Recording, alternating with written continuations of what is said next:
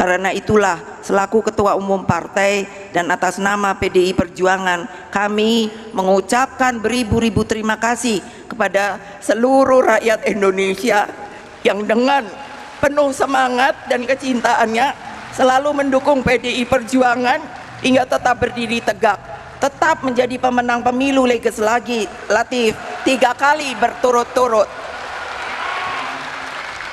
Karena apa? Saya nggak terima bagian daripada warga negara Indonesia yang berada di dalam sebuah organisasi politik yang bernama Partai Demokrasi Indonesia Perjuangan.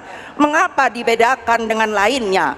Sepertinya kita ini orang yang bukan warga negara Indonesia, dibuat dengan cara-cara sistematis, terukur dan masif untuk bisa hanya sebenarnya secara prosedural dan formal. Kekalahan ini untuk dibuktikan bahwa ini adalah telah dipergunakan sebagai hak rakyat yang tapi sebenarnya salah, 1000% salah, karena tidak dijalankan secara jujur dan adil, saudara-saudara. Ya, kali ini kita akan mendengarkan pidato Ketua Umum Partai Demokrasi Indonesia Perjuangan, yaitu Ibu Megawati Soekarno Putri di dalam Rakernas Partai PDIP. Di dalam sepanjang pidatonya ini mengundang banyak diskusi di kalangan para ahli komunikasi dan juga para politisi dan juga secara umum publik tanah air. Karena di sepanjang pidato Ibu Mega ini sepertinya tidak pernah menyebut sosok presiden, yaitu Pak Jokowi. Assalamualaikum warahmatullahi wabarakatuh. Salam sejahtera untuk kita semua. Shalom, Om Swastiastu, Namo Buddhaya, salam kebajikan, Rahayu. Dengan segala hormat, karena kebetulan saya juga menjadi Ketua Dewan Pembina Ideologi Pancasila, jadi harus selalu mensosialisasikan, yaitu yang telah disetujui, selalu mengucapkan kalau saya begini seharusnya berdiri, tetapi juga tetap saja untuk duduk. Nah, nanti disambut juga dengan salam Pancasila. Tentu sebelumnya saya ingin mengucapkan banyak terima kasih kepada para tamu-tamu yang sangat saya hormati, dan tentunya anak-anakku yang sudah datang. Khas PDI Perjuangan, bagi para tamu itu kalau mau tahu, PDI itu kalau boleh datang itu maunya semua juga mau datang, tetapi saya kan bilang terus tempatnya mau di mana. Jadi hanya yang datang kali ini adalah mereka yang tentunya di dalam struktur itu yang pada mewakili. Tentu yang kami ingin sampaikan adalah rasa hormat dan terima kasih. Sayangnya Pak Mardiono tidak bisa hadir, tapi diwakili oleh Bapak Rusli Effendi, Wakil Ketua Umum, lalu Bapak Dr. Usman Sabta, Ketua Umum Hanura, Bapak Haritanu Sudipyo, Ketua Umum Perindo. Lalu saya harus mengatakan, karena saya waktu mereka bertiga itu minta pada saya, kalau kami yang lucu bilangnya begini, Ibu, kalau kami koalisi enggak bisa. Saya langsung bilang begitu, karena saudara-saudara sekalian, anak-anakku tersayang, harus di stressing bahwa banyak sekali mereka yang salah. Karena dalam sistem ketatanegaraan kita, boleh tanya pada Pak Mahfud, sistem kita adalah presidential system, jadi bukan parlementer. Jadi sebetulnya kita ini tidak ada koalisi lalu oposisi. Jadi memang agak susah sebetulnya, karena kalau tidak ikut lalu apa ya?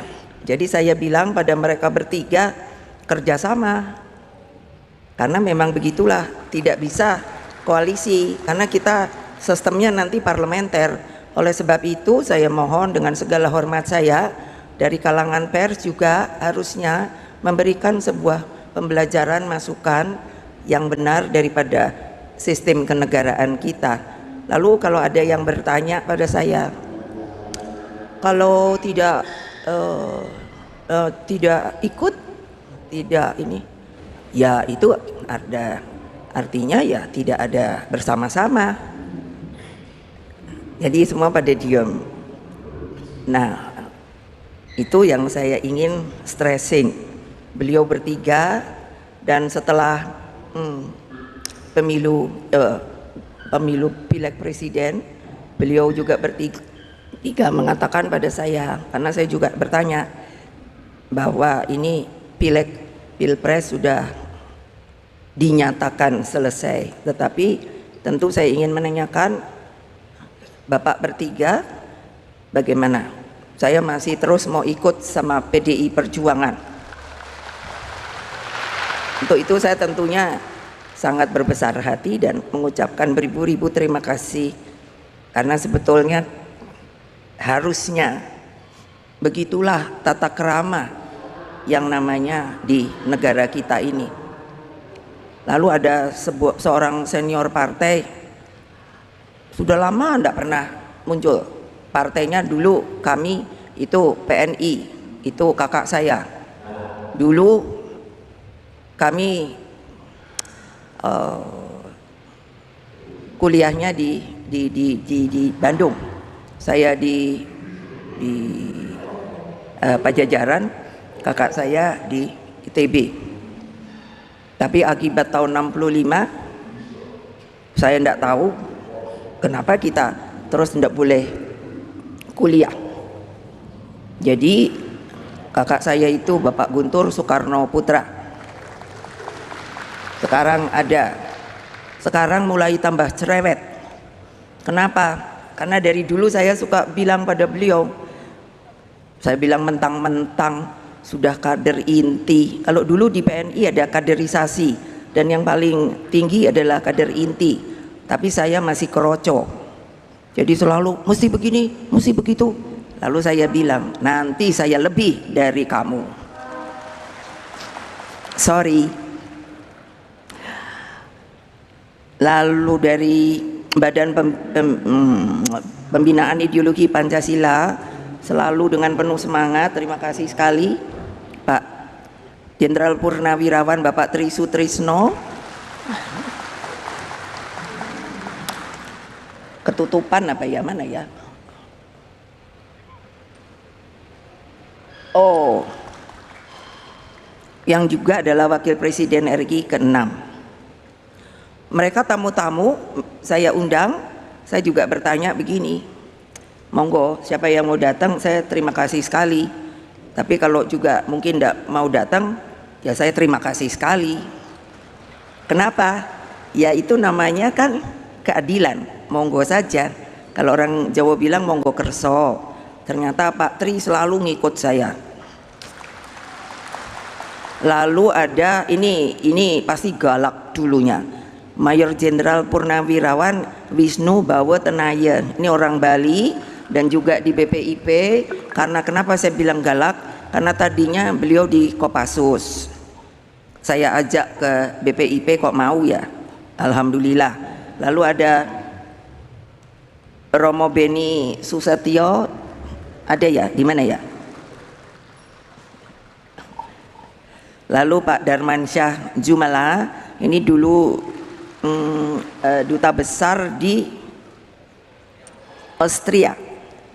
Profesor Ermaya Suradinata dulu pernah jadi di STPDN. Lalu Pak John Piris, ya, salam Pancasila. Kepala BPIP Profesor Yudian Wahyudi dan Wakil Kepala BPIP Mbak Rima Agristina. Lalu ini saya panggilnya Opa, dulu jadi ajudan bapak saya, yaitu Bapak Sidarto Danusubroto. Itu mau ulang tahun ke 83 ya? 88. Terus ada Pak Yan Farid, dulu juga jadi ketua umum P3. Sama P3 itu kan dulu waktu PDI itu suka bareng-bareng. Saya sedih sekali ini, kenapa kok P3 tidak bisa masuk? Tapi enggak usah khawatir Pak, nanti menang lagi kok.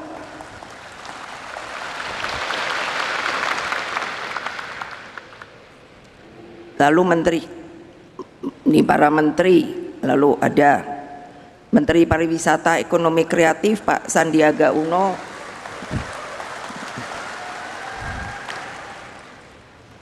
Teten Mas Duki, Menteri Koperasi dan Usaha Kecil Menengah, para menteri dan pejabat setingkat menteri dari PDI Perjuangan, ada Bapak Pramono Anung, Mbak Risma, Tri Risma hari ini, Menteri Sosial, Profesor Yasona Laoli, Hukum, Ibu Bintang Puspa Yoga, Perempuan dan Anak, Pak Azwar Anas,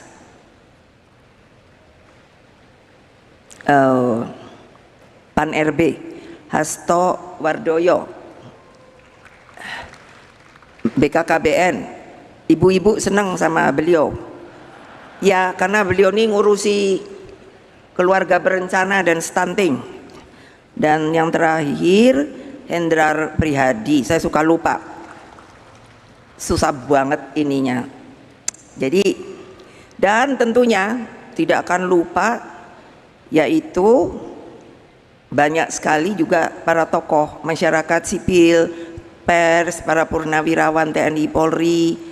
Ada Pak Andi Wijayanto, mana dia ya? Oh itu di sana. Pak Andi Wijayanto itu putranya Pak Theo Safei. Dulu ada di PDI sampai PDI Perjuangan. Terus ada Pak Andika Perkasa. Wah, kok ternyata banyak fans ya. Jadi agak curiga ya. Beliau tadinya kan apa itu Panglima TNI. Lalu Pak dari sejarah Profesor Aswi Marvan Adam, mana ya? Beliau ini kalau mau ditanya soal sejarah itu aduh hebat sekali. Pak Muhammad Sobari, gimana ya?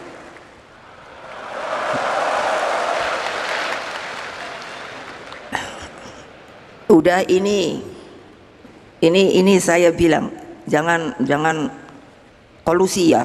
Sudah bolak-balik maunya ikut ke BPIP Pak Muhammad Sobari ini. Tapi saya suka kalau beliau masuk karena orangnya sangat apa ya, matang dan tegas. Lalu Pak Rudi S. Kambri, Petrus Haryanto, dan aduh ini banyak sekali. Nah di ini mana ini? Terus kalau di kita ada Mbak Puan.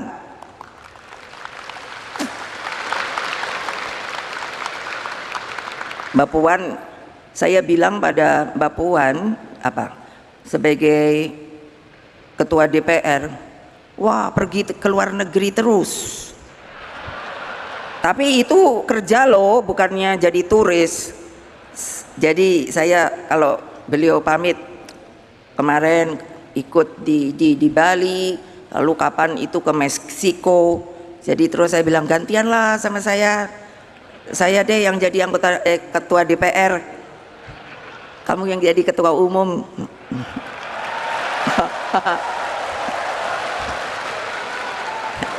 Lo enak-enak aja, masa saya yang disuruh nongkrong di sini terus keadaannya gonjang-ganjing nggak jelas. Terus opo nih? Dan tentunya seluruh jajaran DPP, DPD, DPC partai dan teristimewa anak-anakku yang kusayangi yang berada di akar rumput, Satgas Partai, PAC, ranting, anak ranting yang saya sangat-sangat cintai. Ada juga Mas Butet Kertarejasa, saya diundang ke pamerannya, padahal dia ngamuk-ngamuk. Tapi saya bilang, kamu tuh kan seniman ya, nggak usah ngamuk-ngamuk, kreasinya aja dibikin ngamuk-ngamuk. Lalu Pak Bambang Kesowo, mana ya? Mana? Nah itu Pak Bambang Kesowo dulu jadi sekretaris sekneknya saya. Lalu ada juga Pak Lukman Hakim Saifuddin, ini putranya Pak Saifuddin Zuhri. Dulu bapaknya Pak Saifuddin Zuhri itu salah satu menterinya Bung Karno, betul kan? Iya, makanya saya tadinya mikir, kok berani juga ya datang ke PDI Perjuangan. Oh iya, bapaknya teman bapak saya. Siapa lagi? Ternyata sudah. Dan semua yang telah hadir, yang tentunya telah memberikan support kepada PDI Perjuangan selama ini, sehingga tentunya merdeka, merdeka, merdeka, salam Pancasila.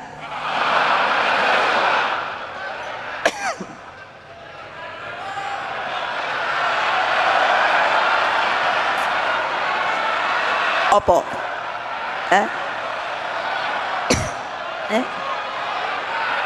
Ya lupa banget. Iyalah, saya juga tahu. Sengaja disembunyikan. Enggak, belum dipensiunkan. Terus berjuang. Satya Evam Jayate. Puji syukur kita panjatkan kepada terutama Pak Ganjar, Pak Mahfud, bahwa masih tetap kuat. Iya dong, kalau berdua ini apa ya, lemes ya, biar saya teriak-teriak ya gimana ya. Mudah-mudahan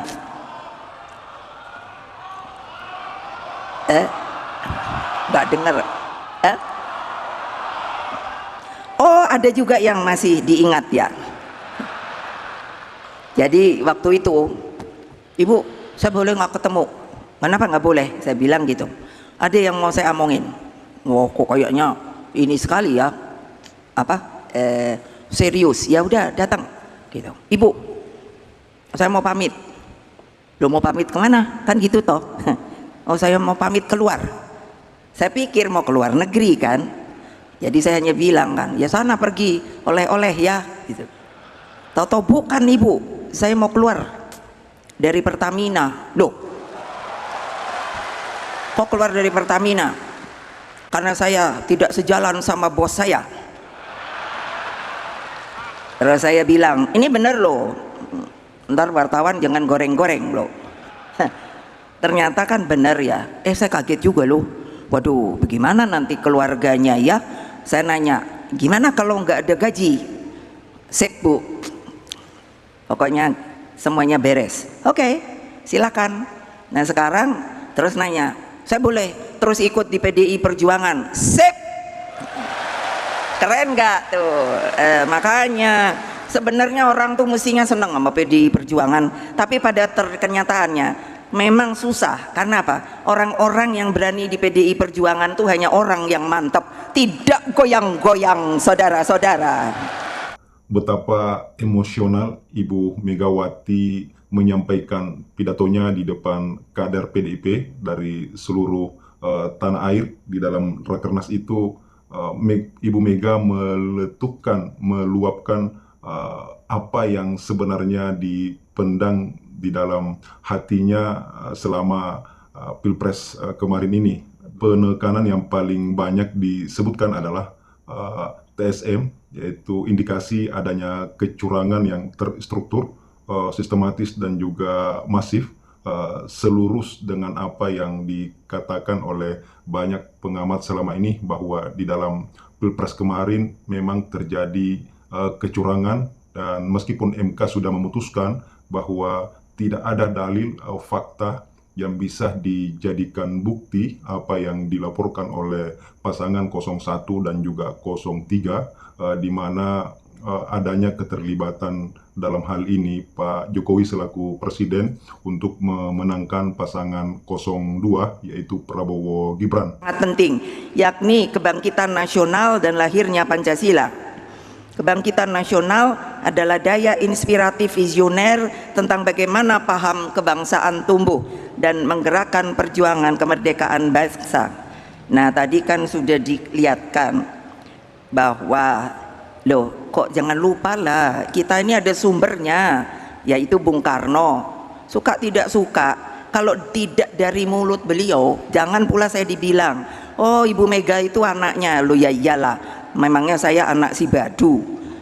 Jadi apa? Kalau tidak ada proklamasi, nah gitu, mana mungkin kita bisa merdeka seperti sekarang ini. Makanya tadi ditunjukkan.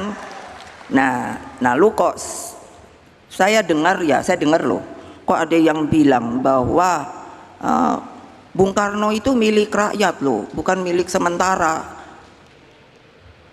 Nggak tahu ya sementaranya panjang nggak? Loh saya bilang, loh iyalah milik rakyat Indonesia seluruhnya, dari Bayek juga miliknya Bung Karno. Siapa yang bilang bukan? Sedangkan Pancasila lahir sebagai ideologi yang menyatukan. Tadi juga kan Pancasila gitu. Pancasila adalah falsafah prinsip kehidupan berbangsa dan bernegara, dan ideologi geopolitik bangsa dalam membangun persaudaraan dunia. Saudara-saudara anggota kita di Rakernas yang saya cintai, begitu juga seluruh rakyat Indonesia dimanapun mereka berada. Rakernas 5 ini diawali dengan prosesi menyalakan api perjuangan nan tak kunjung padam.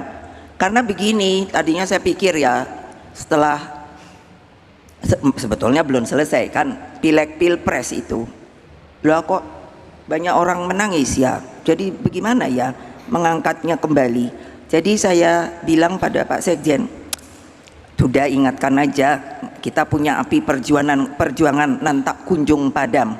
Nah, api inilah yang menjadi sumber semangat dan cahaya terang di dalam menghadapi kegelapan demokrasi. Dengannya PDI Perjuangan terus memimpin pergerakan bangsa menuju cita-cita Indonesia Raya.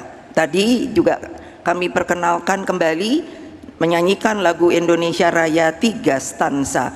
Kalau ternyata kalau kita mau meresapi luar biasa yang namanya Pak Wage Rudolf Supratman, bisa menguntaikan kata-kata yang mengimajinasikan bahwa Indonesia Raya itu seperti itu ternyata. Dengan api perjuangan ini, kita sebagai partai pelopor selalu bersikap optimis karena besarnya kekuatan akar rumput yang menopang kita sebagai partai.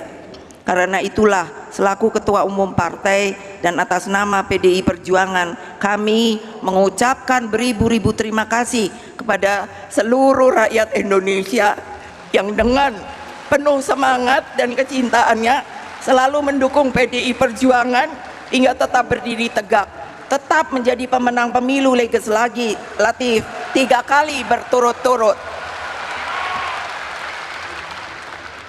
Tidak apa-apa, tadi kan ada banteng penuh panah. Ya saya bilang, nggak apa-apa kok, kita tahan banting kok. Berani apa tidak? Takut apa tidak? Berani apa tidak? Takut apa tidak? Berani apa tidak? Takut apa tidak? Nah gitu dong, berani. Nanti katanya saya Bu Mega provokator. Ya, saya sekarang provokator demi kebenaran dan keadilan. Naai, ngerti kan? Ngerti kan yang dimaksud? Ya udah. Kenapa toh? Kan saya suka, malah anak-anak saya sendiri bilang, kok Ibu Ketum sekarang berubah ya, tukang ngamuk aja. Enak aja. Kalau nggak diamukin, udah dipanahin melulu badannya, bantengnya, keok, tahu nggak? Makanya kalau Ibu marah tuh malah Ibu dicium-cium lah. Karena apa? Pasti menang. Nah, perjuangan ini tidaklah mudah, sebab apa yang terjadi benar-benar sebagai, menurut saya, badai anomali. Anomali itu tidak bisa diprediksi, bisa terjadi seperti begitu saja, meledak begitu, dang gitu. Nah, akibat apa? Kecurangan secara struktur, sistematis dan masif yang disebut TSM. Kan pada diem tau, kok kayak nggak berani. Benar ada apa tidak? Benar ada apa tidak? Ayo, TSM ini ada apa tidak? Ya memang ada, saya tahu kok. Kan semuanya pada mengatakan sepertinya tidak. Oh tidak, seperti KPU-nya bilang, oh itu kan jujur, jujur adil, luber, langsung umum, bebas, rahasia. Loh, padahal tuh KPU lu yang ngomong. Hadirin sekalian, reformasi itu lahir sebagai koreksi menyeluruh pada waktu itu terhadap watak pemerintahan otoriter untuk mewujudkan sebuah negara hukum yang demokratis. Dalam proses ini, partai politik, pers, supremasi hukum, sistem meritokrasi, dan pemilu yang jurdil harus hadir dalam sebagai satu ekosistem demokrasi. Dalam masa kepemimpinan saya sebagai Presiden kelima Republik Indonesia, reformasi telah memisahkan TNI dan Polri. Kedua lembaga negara ini dituntut profesional, melepaskan dirinya dari dwi fungsi ABRI dan bersikap netral dalam setiap pesta demokrasi. Jadi saya jadi ingat ketika menjadi selaku mandataris MPR terakhir, saya menerima penugasan untuk memisahkan TNI dan Polri. Pada waktu itu suasana kebatinan saat itu berangkat dari kenyataan bagaimana namanya waktu itu Angkatan Bersenjata Republik Indonesia selama Orde Baru digunakan sebagai mesin politik melalui fungsi sosial politiknya. Pemisahan ini jangan lupa loh, ini keputusan MPR loh, tab MPR-nya ada, dilakukan sebagai kehendak rakyat. Dalam proses itu saya berharap agar TNI dan Polri dapat belajar dari para seniornya. Jadi bukan mau sombong, mau keren. Saya ini memang benar anak presiden. Jadi saya kenal Pak Jenderal Sudirman. Beliau orangnya sederhana banget, pakai pici. Padahal beliau kan sebenarnya guru loh, tapi diangkat oleh Bung Karno pada waktu itu menjadi Panglima Besar Jenderal Sudirman. Ada namanya Pak Urip Sumoharjo, Pak Gatot Subroto, dan lain-lain. 7 pahlawan revolusi, begitu loh. Menurut saya mereka orang yang punya karakter. Jadi saya kan suka lihat gitu, saya apa ya yang setelah merdeka ini yang namanya TNI dan lain sebagainya. Makanya tadi ada Pak Andika, nah itu saya suka bilang, saya panggilnya Dik gitu. Dik, yang namanya TNI ki ngopo kok kayak gini ya, gimana sih? Ya nanti dah kita ngomong. Lalu Polri ada sumber keteladanan dari Pak Jenderal Hugeng. Pak Hugeng itu hidupnya sederhana, dia sahabat saya, betul.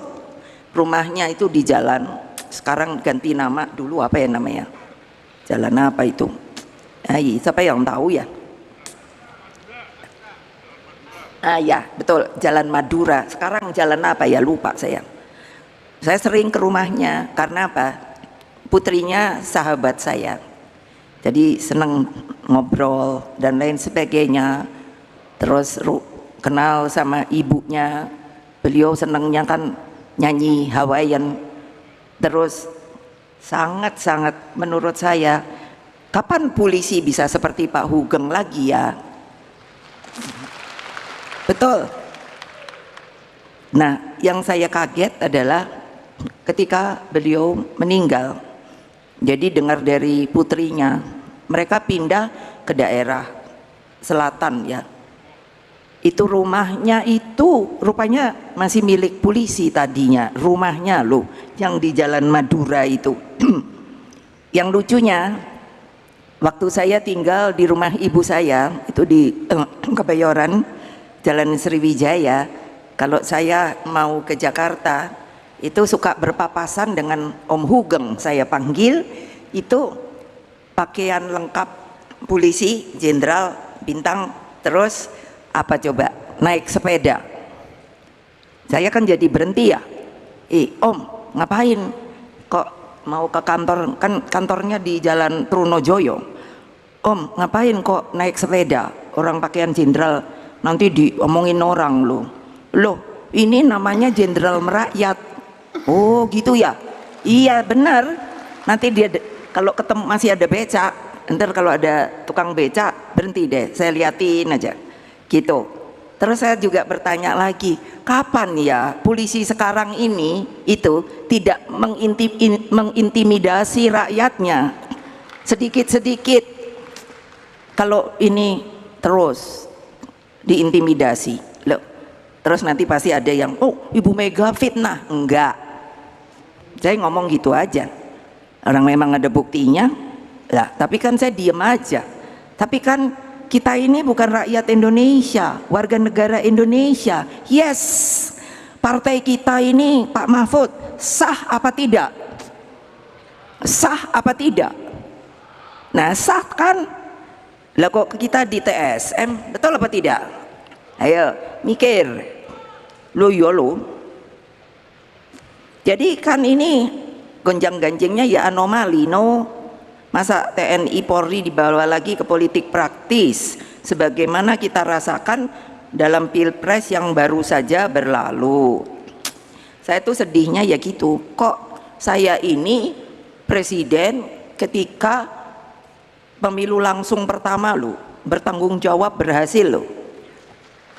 Iya lo kok sekarang pemilunya langsung tapi kok jadi abu-abu gitu, sudah direkayasa itu, kurang apa lo? Semuanya berkata civil society, ahli hukum dan lain sebagainya, kok sepertinya nggak ada yang akan bilang, oh ya betul, bukan begitu seharusnya. KPU-nya juga diam, Bawaslu-nya nggak ada suara. Jadi kan saya mikir, masa saya nggak boleh bersuara? Saya boleh dong bersuara. Katanya kita ini negara demokrasi, menjalankan demokratisasi. Untuk apa ada reformasi? Kalau reformasi sekarang menurut saya kok sepertinya hilang atau dalam sekejap. Dulu reformasi kan menempatkan nepotisme, kolusi dan korupsi itu sebagai musuh bersama, dan oleh sebab itu lahirlah Komisi Pemberantasan Korupsi. Itu juga saya loh yang buat. Heran loh, yang barang bagus-bagus tapi sekarang dipergunakannya menjadi tidak bagus. Kenapa ya? Itu kesalahan siapa ya? Nah begitu loh, makanya aduh nih Mahkamah Konstitusi juga sama. Kenapa? Bisa diintervensi oleh kekuasaan. Nampak jelas melalui keputusan terhadap perkara nomor 90 yang menimbulkan begitu banyak antipati. Ambisi kekuasaan sukses mematikan etika, moral, dan hati nurani hingga tumpang tindih kewenangannya dalam demokrasi yang sehat, terlebih dalam sistem politik dalam sebuah negara kesatuan yang berbentuk republik, seharusnya hanya ada satu lembaga di tingkat nasional yang memiliki fungsi legislasi. Dengan demikian, setiap penambahan materi muatan dalam suatu undang-undang harus lahir melalui proses legislasi di DPR RI, bukan melalui judicial review di MK sebagaimana terjadi akhir-akhir ini.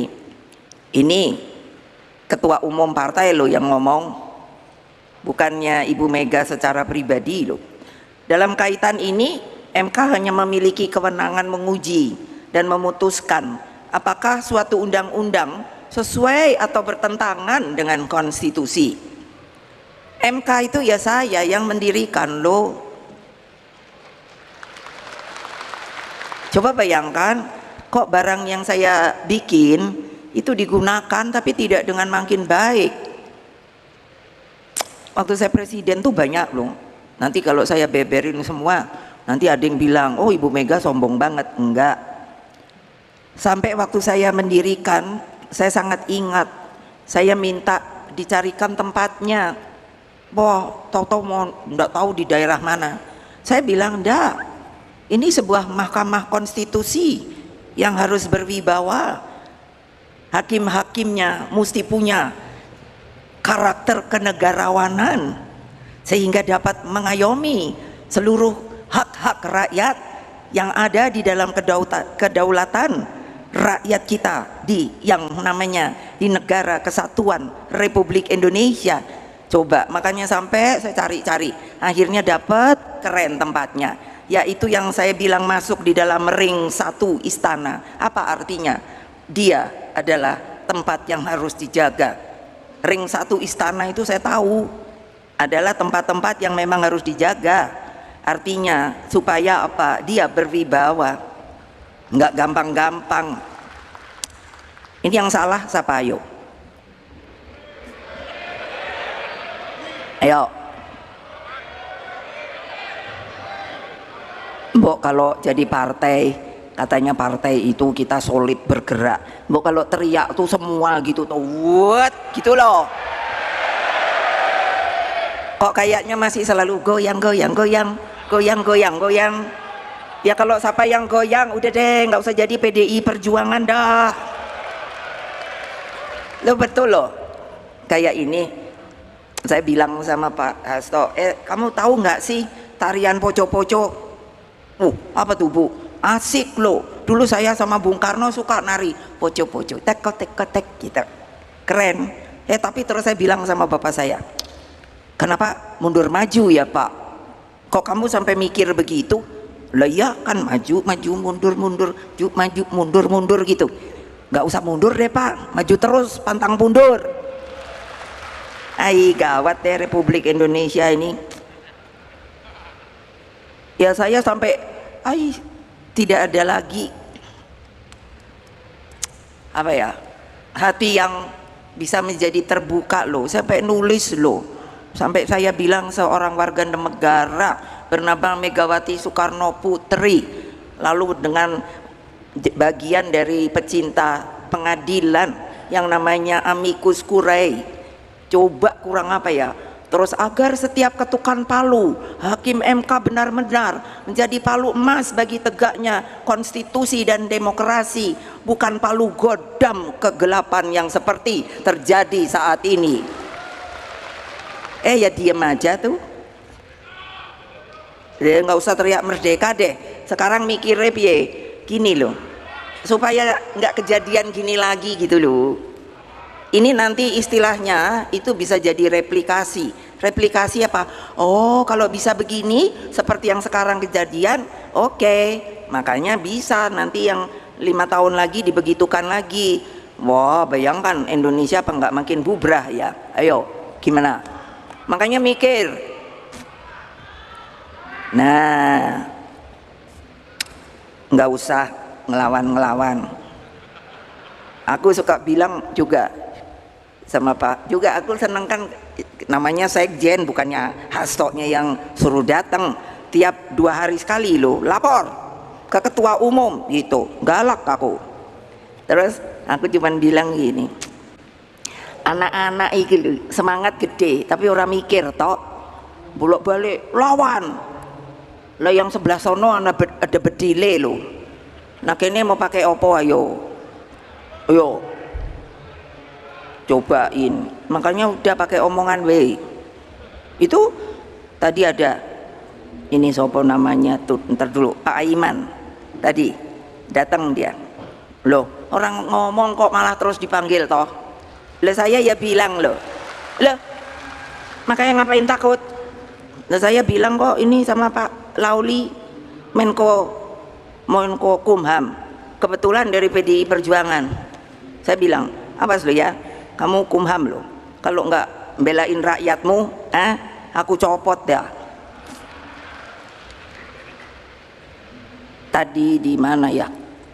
Di koran. Sekarang jadinya hukum tuh jadi apa ya? Nah itu yang siapa yang menjawab? Sangat menarik mengikuti pidato Ibu Megawati di depan kader partai PDIP ini yang sepanjang sejauh ini kita dengarkan tidak sekalipun menyebutkan nama presiden yaitu Pak Jokowi, sementara kita tahu bahwa 2 kali Pak Jokowi memenangkan Pilpres, pengusung utamanya dari partai politik adalah PDIP, sehingga tampak sekali kekecewaan, emosi yang diletupkan oleh Ibu Megawati di depan kader-kadernya. Meskipun itu kita tidak pernah mendengar nama Pak Jokowi keluar dari lisan dari kalimat Ibu Megawati, namun seperti banyak menyentil bahwa seluruh kalimat yang ditumpahkan dalam hal ini adanya kecurangan di dalam Pilpres bermuara kepada satu nama yaitu Pak Jokowi yang dalam tanda kutip saya membaca pandangan Ibu Megawati bahwa Pak Jokowi adalah yang mendesain, yang mengkomandoi dari seluruh kecurangan yang ada di dalam Pilpres kemarin. Ya, ini dugaan-dugaan Ibu Mega, meskipun itu sudah dibantah sebenarnya yang tidak bisa dibuktikan melalui Mahkamah Konstitusi. Pemilu ini sering dinyatakan sebagai pemilu loh paling buruk dalam sejarah demokrasi loh. Pernyataan ini banyak disuarakan oleh para akademisi, para tokoh masyarakat sipil, guru besar, hingga seniman, budayawan. Namun hal yang begitu menyedihkan saya adalah terjadinya pengingkaran terhadap hak kedaulatan rakyat itu sendiri. Makanya saya tadi nanya, PDI Perjuangan itu sah apa tidak? Ya Pak Mahfud aja yang ahli hukum bilang sah. Lah orang daftar ke KPU diterima, terus sah, boleh tekan tuk, boleh mengikuti pemilu. Lah kok kene sing dikuyo-kuyo. Hal ini dibuktikan melalui praktek penyalahgunaan kekuasaan dengan menggunakan sumber daya negara demi kepentingan elektoral. Intimidasi hukum terjadi atas nama kekuasaan. Berbagai kerusakan demokrasi inilah yang disoroti oleh Profesor Arif Hidayat, Profesor Zaldi Isra, dan Profesor Eni Nurbaningsih melalui dissenting opinion mereka. Saya senang banget masih ada yang berani menyampaikan dissenting opinion, jadi berbeda. Ini baru pertama kalinya loh terjadi dalam sejarah sengketa Pilpres. Lah sekarang kok MK-nya dikutik-kutik gitu loh. Ayo semuanya pada mikir deh. Dengan realitas tersebut menjadi perenungan kita bersama. Bukankah ketika gagasan pemilu presiden dilaksanakan secara langsung, seluruh asumsi yang ada saat itu berangkat dari hipotesis bahwa kecurangan yang sifatnya terstruktur, sistematis dan masif mestinya tidak akan mungkin terjadi. Namun seluruh asumsi tersebut ternyata terbukti itu bisa dijungkir balikan. Itulah yang saya sebut kondisinya anomali. Orang nanti bisa saja berkata begini, kenapa kok hanya ibu sendiri sih yang repot ngomong-ngomong begini, kenapa partai lain tidak? Ya, saya bilang, oh itu bukan urusan saya, tapi saya sebagai seorang warga negara yang mempunyai hak. Makanya saya tadi nanya, apakah ada hak? Ada. Saya termasuk yang warga negara yang berada di dalam kedaulatan rakyat tadi. Nah, dengan demikian mau diapakan sekarang? Karena kita adalah organisasi partai politik. Organisasi partai politik itu beda dengan organisasi lainnya yang seharusnya memberikan pembelajaran, pengetahuan. Makanya kalau saya marah, kamu harus turun ke bawah, bertemu dengan akar rumput, bonding dengan dia, mengajarkan hak-hak dia. Lalu kamu harus melihatkan kepada dia apa artinya kekuasaan di tangan rakyat itu. Makanya lah kok pada diem ya, ya saya ngomong aja dah sebagai warga bangsa kalau ini. Karena apa? Saya nggak terima bagian daripada warga negara Indonesia yang berada di dalam sebuah organisasi politik yang bernama Partai Demokrasi Indonesia Perjuangan. Mengapa dibedakan dengan lainnya? Sepertinya kita ini orang yang bukan warga negara Indonesia, dibuat dengan cara-cara sistematis, terukur dan masif untuk bisa hanya sebenarnya secara prosedural dan formal. Kekalahan ini untuk dibuktikan bahwa ini adalah telah dipergunakan sebagai hak rakyat yang tapi sebenarnya salah, 1000% salah, karena tidak dijalankan secara jujur dan adil, saudara-saudara. Lah kenapa sih? Mbok biarin aja gitu loh. Ya tanding baik ngono lho. Kok pakai aduh kalau saya lihatnya gila deh. Ibu Mega meletupkan, meluapkan apa yang sebenarnya dipendam di dalam hatinya selama Pilpres kemarin ini. Dan tentu yang penekanan yang paling banyak disebutkan adalah TSM, yaitu indikasi adanya kecurangan yang terstruktur, sistematis dan juga masif. Orang waktu apa tuh? Saya sampai aduh, gue bilang siapa ya ibu yang ke bawah itu loh, yang waktu demo apa tuh depan DPR kalau nggak salah, sampai masuk rumah sakit tuh loh, sopo yo?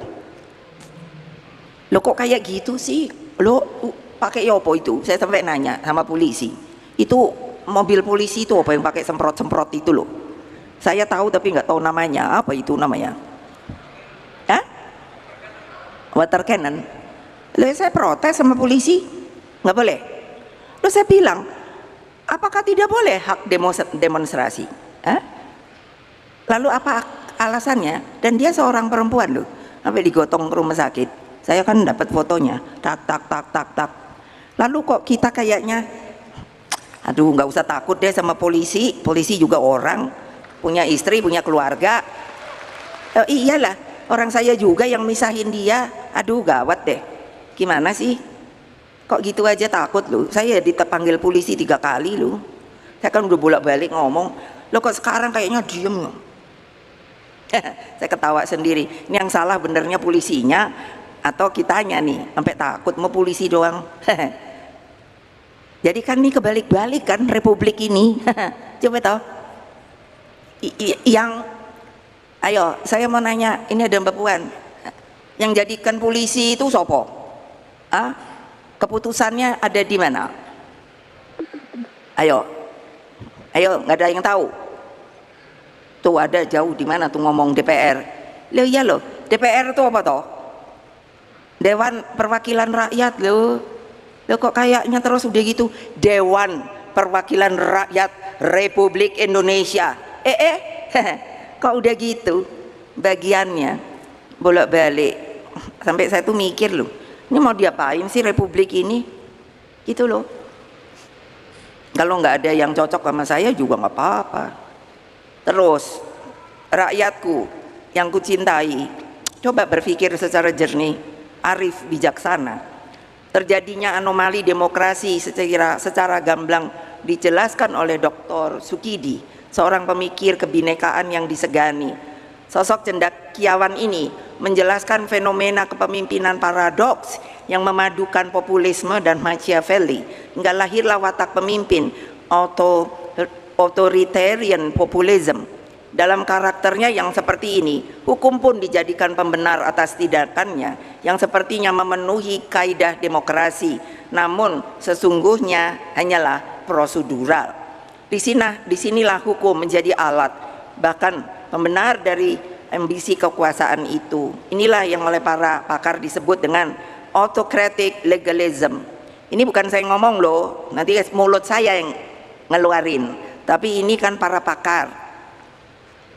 Lah bayangkan dong, pakai revisi undang-undang MK yang menurut saya prosedurnya saja tidak benar. Tiba-tiba masa reses, saya sendiri sampai bertanya pada, tadi ada Pak Utut mana ya? Nah, saya tanya sama beliau, ini apaan sih? Mbak Puan lagi pergi, yang saya bilang ke Meksiko, kok enak amat ya? Belum lagi ada pelanggaran produk jurnalistik, investigasi dalam undang-undang penyiaran. Loh, untuk apa ada media? Makanya saya selalu mengatakan, kamu tuh ada dewan pers loh, lalu harus mengikuti yang namanya kode etik jurnalistik. Lah kok nggak boleh ya kalau ada investigasinya? Loh, itu kan artinya pers itu kan apa sih? Menurut saya dia benar-benar turun ke bawah loh. Saya banyak teman dulu kan waktu PDI, wah saya mah pers itu suka makan lesehan itu kalau di Kebayoran tuh apa yo, deket opo yo, dulu ada lesehan ini loh, nasi opo itu ya, nasi uduk enak banget sama wartawan udah muda. Terus kan saya ajari, kamu kalau ini jadi pers yang betul. Menghadapi berbagai anomali demokrasi tersebut, tentu pilihannya bukanlah dengan mencabut hak rakyat dan mengembalikannya ke dalam tangan MPR RI. Pilihan yang lebih bijak adalah percaya pada adagium Vox Populi Vox Dei, bahwa suara rakyat adalah suara Tuhan, bahwa suara rakyat adalah suara Allah Subhanahu wa Ta'ala.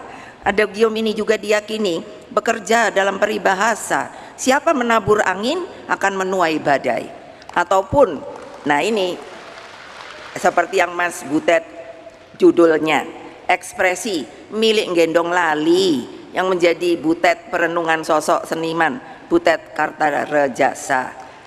Apa sih saya pidato ini terhadap keseluruhan apa yang terjadi? PDI Perjuangan diajarkan oleh sejarah untuk percaya pada Satyam Eva Jayate, bahwa kebenaran apapun juga, kapanpun juga pasti akan menang. Inilah tema sentral Rakernas kelima PDI Perjuangan. Hadirin sekalian, mungkin dipikir ibu tuh apa sih pakaian Sanskrit. Ini saya belajar sejarah loh. Saya dapat spirit ini itu ketika Raden Wijaya sedang dikuyo-kuyo pada akhir abad ke-13. Ternyata pejangan itu diberikan oleh seseorang, kamu jangan putus asa. Bung Karno mengajarkan kepada kita bahwa kita harus punya yang namanya kesabaran revolusioner, bahwa kita terus bergerak, solid bergerak, terus maju terus, tidak pantang mundur. Untuk apa? Mencapai kemenangan. Untuk apa? Supaya rakyat bisa menjadi benar-benar mempunyai kedaulatan rakyatnya.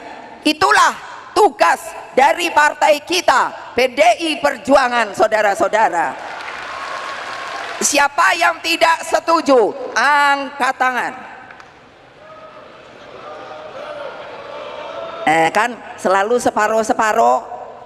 Siapa yang tidak setuju, angkat tangan. Apa artinya? Kalau nggak setuju, sebagai ketua umum di sini saya mengatakan, keluar kamu. Tidak perlu ikut dengan partai kami, karena partai kami adalah partai yang mempunyai keteguhan dan kesabaran yang luar biasa.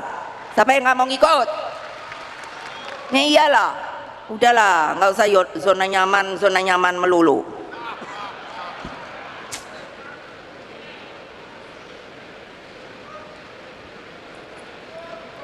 Nah ini juga saya senang sekali menulis kata-kata mutiara. Lah berarti bukan Raden Wijaya saja loh yang ngomong seperti ini. Iya, ini pesan politik kebenaran yang juga dapat diambil dari keteladanan Nabi Muhammad sallallahu alaihi wasallam. Apa coba? beliau mempunyai seorang teman, sahabat. Terus menurut ceritanya itu yang saya baca, dia hidup paling miskin namun sangat berbahagia, yakni Abu Dzar Al-Ghifari. Rasulullah berpesan, kulil haqqa walau kanna muran. Apa artinya? Sampaikan kebenaran apapun, meskipun itu pahit, kamu tetap akan bahagia. Coba bayangkan, itu Nabi kita loh. Jadi jangan tidak percaya bahwa kebenaran itu ada, dan kebenaran itulah yang paling suci. Nah, ini lagi ada. Siapa yang ngomong? Itu Zenit. Nah, bilang apa? Kebenaran itu pasti suci di atas segalanya. Wah, saya senangnya banget. Aduh. Apa yang saya omongkan pasti benar. Jadi mereka itu yang gak keruan-keruan itu pasti akan nanti terbakar oleh kebenaran yang nanti ada dari api Merapen yang kita ambil untuk menunjukkan bahwa ada api abadi yang membawa kebenaran, bahwa yang tidak benar itu akan terbakar. Keren kan? Keren. Iya, karena nggak ada yang berani ngomong kayak gini. Ya udah, mulutnya ibu aja yang ngomong. Alah iyalah. Nah gini, Siddhartha Gautama, ada 3 hal yang tidak bisa disembunyikan. Keren deh. Apa? Matahari, bulan, dan kebenaran. Aduh, senang banget aku dengerin kayak gini-gini. Jadi kebenaran dalam politik inilah jalan terhormat yang kita pilih. Kita tidak pernah bergeser dalam keyakinan ideologis, termasuk keteguhan dalam menjaga konstitusi. Meski tubuh banteng moncong putih ini terluka di sana sini, tapi aumannya, gerangannya tetap terdengar ke seluruh Indonesia. Merdeka! Lihat kan dia, keren nggak? Ada aja. Makanya kalau udah nggak mau ikut PDI Perjuangan, out. Lo iya lo, kita nih tahan banteng, tahan banting. Kenapa? Karena itu mereka tuh rakyat itu dari dulu sampai sekarang. Bu, kalau saya waktu anggota DPR, Bu, kapan ya Bu? Kan di Jawa Tengah, jadi saya juga bisa bahasa Jawa kan. Bu, kapan Bu? Gusti Allah niku maringi Ratu Adil nggih.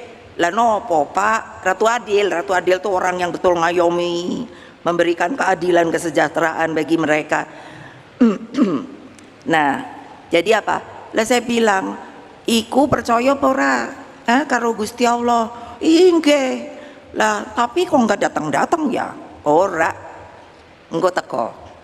Yakin? Nggih. Yakin? Nggih. Yakin? Nggih. Hakul yakin. Hakul yakin. Wah, dia tepuk tangan coba. Gila dah. Itu kalau turun ke bawah, tahu nggak? Kalau ke akar rumput, siapa yang nggak turun ke bawah? Angkat tangan. Nah, semuanya pasti nggak berani. Padahal ibu tahu siapa yang nggak turun ke bawah. Udah bilang sama Hasto, ini mestinya yang nggak turun ke bawah ini pecatin aja toh. Masih banyak mereka yang mau ikut sama PDI Perjuangan. Aduh. Nah ini lagi, ini bayangin Pak Dr. Sindunata, aku baca aja, hebat banget. Ia hanya mau orang mengerti, harapannya adalah matahari dan jagonya adalah penderitaannya sendiri. Ia percaya Ratu Adilnya tak lain hanyalah manunggalnya penderitaan dan harapan. Laksana manunggaling kawula lan Gusti. Mereka wong cilik itu bukanlah kalah. Mereka hanya menitipkan rahasia penderitaan, tempat tersimpannya harapan akan masa depan di negeri yang indah, yang gemah loh jinawi Indonesia Raya yang kita cintai.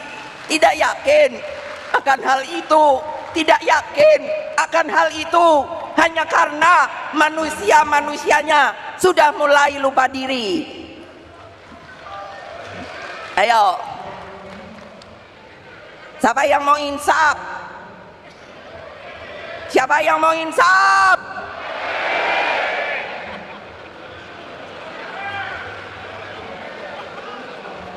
Saudara-saudara sekalian, rakyat Indonesia yang saya cintai dan banggakan dengan tulus, ikhlas, sudah menjadi tugas sejarah kita untuk tidak pernah berhenti berjuang, mengangkat harkat dan martabat para petani, buruh, dan nelayan.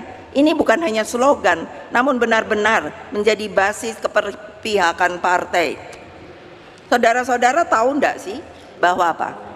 Para petani kita, itu mbak pergi deh, temuin deh, bahwa apa? Mereka itu sekarang karena nggak merasa anak-anak mudanya tidak bisa memberi harapan kehidupan, maka nggak ada loh, mulai berkurang yang mau jadi petani. Yang ada adalah tua-tua. Lalu bagaimana kalau tidak ada makanan? Karena tidak ada yang mau membuat, yaitu pertanian dan lain sebagainya. Apa mau impor terus? Padahal importnya juga, negara pengimportnya itu bukannya juga nanti mikir, wah nanti kalau kekurangan gimana dong, gitu loh. Namun pengalaman juga mengajarkan bahwa sebagai partai politik kita tidak bisa luput dari kekurangan, terlebih ketika kita berada di pusat kekuasaan. 9 tahun telah dilalui dengan berbagai dinamika politik, begitu banyak tarik-menarik kepentingan terjadi. Bahkan jabatan menteri pun yang ibu dengar nih sekarang ini sudah mulai pada rebutan deh. Ketika menghadapi krisis multidimensi, saya lebih memilih membentuk kabinet yang ramping dengan jumlah menteri 33, tapi bersifat apa? Zakon kabinet, kabinetnya yang profesional. Jadi benar, the right man in the right place. Terbukti krisis dapat diatasi dan seluruh hutang terutama dengan International Monetary Fund dapat dilunasi. Pertanyaan saya, ayo mikir, utang kita ini gimana cara bayarnya? Ayo mikir loh, jangan enak-enakan tidur loh.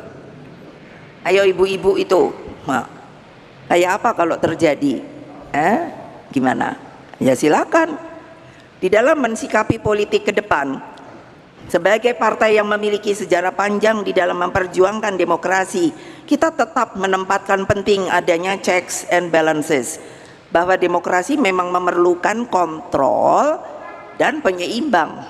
Namun kita juga tidak menafikan bahwa berpolitik mengandung esensi untuk selalu mendapatkan kekuasaan. Hanya bedanya apa toh? Yaitu strategi dan cara untuk mendapatkan kekuasaan lah yang membedakan kita dengan yang lainnya. Dalam menghadapi tantangan yang tidak mudah ke depan, demokrasi semakin memerlukan penopang masyarakat sipil yang kuat, pers yang handal, jangan lagi suka bully-bully, aduh pusing, lalu bebas tapi terukur, bukannya bebas liberalism, bebas terukur, termaktub dalam Pancasila, dan mengabdi pada upaya mencerdaskan kehidupan bangsa. Demokrasi juga memerlukan partai politik yang sehat dan berterlembaga, serta sistem hukum yang benar-benar berkeadilan. Lalu bagaimana sikap PDI Perjuangan terhadap pemerintahan ke depan? Tentu harus dicermati dengan seksama.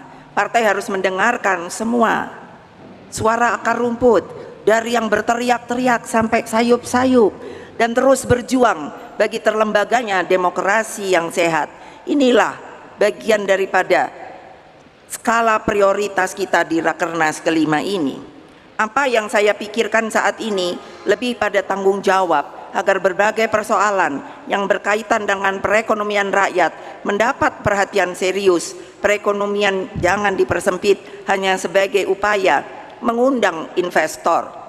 Perekonomian bersentuhan dengan hak rakyat untuk mendapatkan pekerjaan, penghidupan yang layak, ketersediaan pangan dengan harga yang terjangkau, dan bagaimana merancang jalan Indonesia yang tentunya dapat berdiri di atas kaki sendiri. Saya sebagai Ketua Dewan Pengarah yang namanya BRIN, Badan Riset Inovasi Nasional, bayangkan saudara-saudara sekalian, dalam setengah tahun saya dalam memerintahkan untuk melihat yang namanya tumbuhan kita itu setengah tahun 6 bulan itu sudah masuk jumlahnya 2 jutaan lebih, dan ini mungkin akan terus dari lumut sampai pohon besar.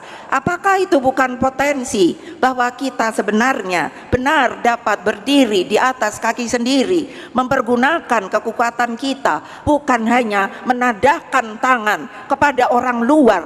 Bukannya saya anti investor, tidak, tetapi kerjakan dulu yang ada di dalam negeri, baru kalau sekiranya kita tidak bisa, maka kita dengan harga diri dan terhormat meminta untuk teman-teman kita yang berada di dunia luar. Itu namanya apa? Kehormatan sebagai sebuah bangsa, saudara-saudara. Toh ini enggak apa sih bisa berdirinya tuh, berdiri di atas kaki sendiri. Sudah saya bisa lihat kedaulatan pangan, energi, kesehatan, apalagi keuangan, hingga pendidikan yang mendorong loncatan kemajuan karena penguasaan pada ilmu, pengetahuan, teknologi, dan kehandalan riset dan inovasi. Urusan pendidikan sekarang saya aja ngelihat korannya aja pusing. Kenapa sih? Nggak ada apa hitungan bahwa kalau untuk anak-anak yang tidak berpunya, negara itu harus membiayai. Kenapa sih kok kayak enggak ada? Semuanya dimahalkan. Anak-anak kita yang akan menggantikan kita, terjadi regenerasi. Mengapa saya selalu marah untuk PDI Perjuangan menjadi partai pelopor? Karena saya berkeinginan sepanjang Indonesia Raya ini ada, yang telah diserahkan oleh para pendiri bangsa kepada kita, kita pun Partai Demokrasi Indonesia Perjuangan akan tetap ada untuk bisa juga abadi seperti negara Republik Indonesia yang kita cintai. Masa nggak terbakar ya? Kalau ngomong kayak gini ini, kayaknya hanya ala ibu ngomong begitu doang, nggak ada namanya gerak di dalam jiwa kita bahwa itulah sebetulnya anugerah dari Allah Subhanahu wa Ta'ala, bahwa kita telah menjadi insan manusia warga negara dari sebuah negara terjajah menjadi negara yang merdeka dan berdaulat. Kok sekarang keadaannya baru mau 79 tahun merdeka, keadaannya baru yang namanya reformasi aja? Apakah harus ada reformasi? Ayo jawab ya. Gimana sih? Apa sih yang kalian pikirkan? Gitu loh. Jadi apa?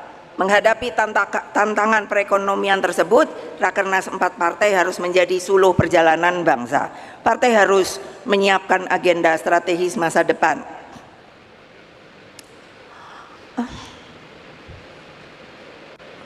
Namun pada saat bersamaan terus bergulat mencari solusi konkret atas berbagai persoalan saat ini. Lalu bagaimana ya? Ayo mikir. Siapa yang nggak mau mikir? Angkat tangan. Ya kan pasti nggak ada. Karena apa? Iya, kalau di depan ada ibu pada takut, tapi kalau di belakang terus mulutnya begini, payah. Hadirin dan seluruh rakyat Indonesia yang saya cintai dan banggakan, mewakili PDI Perjuangan, sekali lagi saya mengucapkan terima kasih atas dukungan yang diberikan baik kepada PDI Perjuangan maupun dukungan yang telah diberikan kepada pasangan Ganjar Pranowo dan Mahfud MD. Kasihan loh, aku kan kalau sekarang ketemu orang nggak tahu tuh untuk menyenangkan atau sebetulnya nggak benar. Ibu, kenapa ya kok Pak Ganjar Pak Mahfud kalah ya? Padahal saya tuh nyoblosnya itu Pak Mahfud sama Pak Ganjar loh. Ya mana saya tahu, kenapa kamu nggak jaga? Aku bilang gitu. Orang rasanya juga sampai kita tungguin loh. Ya tanya sana sama yang bikin TSM. Terima kasih juga saya sampaikan kepada rekan seperjuangan dari Partai Persatuan Pembangunan P3, Perindo, dan Hanura, serta seluruh relawan yang telah begitu setia berjuang. Kesian loh kalau lihat angkatan yang sukarelawan dari angkatan tuh apa namanya?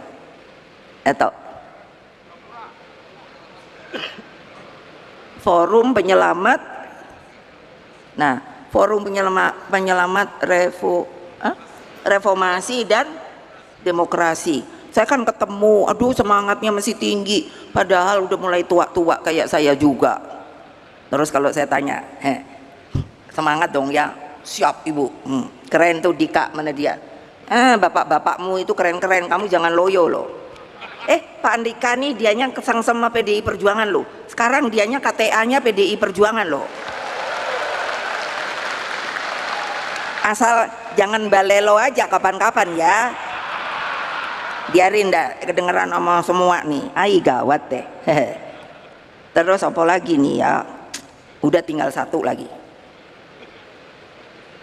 Aduh, percayalah tidak ada perjuangan yang sia-sia. Bung Karno menegaskan, bapak saya itu kan senang banget teriak-teriak, mungkin lama-lama saya juga kayak dia, teriak-teriak melulu, jadinya selalu kan kayak tadi itu kan, aduh kalau udah dengerin, tapi rakyatnya kok seneng ya. Jadi Bung Karno bilang, for fighting a nation there is no journey ends. Bersatu kita teguh, bercerai kita runtuh, habis gelap terbitlah terang. Semoga Allah yang Maha Kuasa meridhoi perjuangan kita. Wassalamualaikum warahmatullahi wabarakatuh. Ya, demikian kita sudah dengarkan secara utuh pidato Ibu Megawati Soekarno Putri di dalam Rakernas Partai PDIP, di mana di depan kader-kader Partai PDIP, Ibu Megawati menumpahkan apa yang selama ini dipendamnya, mulai dari proses Pilpres sampai dengan hari ini, betul-betul dicurahkan semua di depan kader-kader PDIP, khususnya penekanannya lebih banyak kepada adanya kecurangan yang diduga oleh Ibu Megawati di dalam Pilpres kemarin. Sepanjang pidatonya, Ibu Megawati berbicara banyak hal, banyak poin-poin yang tentu kita bisa dapatkan di sana. Namun saya menarik kesimpulan pembacaan saya setelah mendengar secara utuh apa yang Ibu Megawati sampaikan itu adalah kecurangan Pilpres yang bahkan tadi secara emosional sempat mengeluarkan air mata untuk berterima kasih kepada rakyat yang telah memilih PDIP, yang membuat partai ini memenangkan pemilihan legislatif 3 kali berturut-turut. Tapi Ibu Megawati kita saksikan tidak bisa menyembunyikan kekecewaannya atas sikap Pak Jokowi yang dalam tanda kutip telah berpaling dari PDIP yang sebenarnya keterpilihan Pak Jokowi di dalam 2 kali Pilpres sebelumnya karena diusung oleh PDIP bahkan menjadi kader PDI sendiri itu. Namun di dalam Pilpres yang baru saja berlangsung, Pak Jokowi justru mendorong anaknya yaitu Gibran berpasangan dengan Prabowo, dan secara mengejutkan rakyat Indonesia memilih mayoritas Pak Prabowo Gibran, sehingga Pilpres dengan 3 pasang calon dimenangkan oleh Prabowo Gibran dengan hanya 1 putaran saja.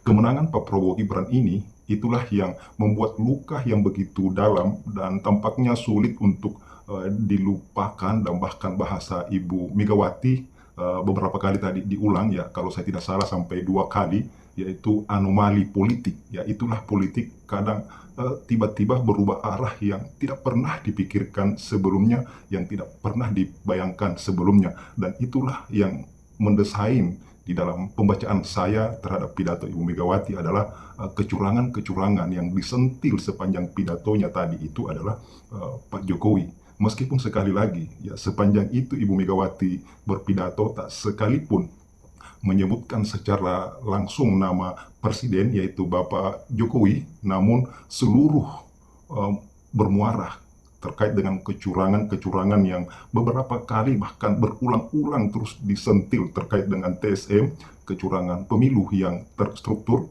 sistematis dan juga masif.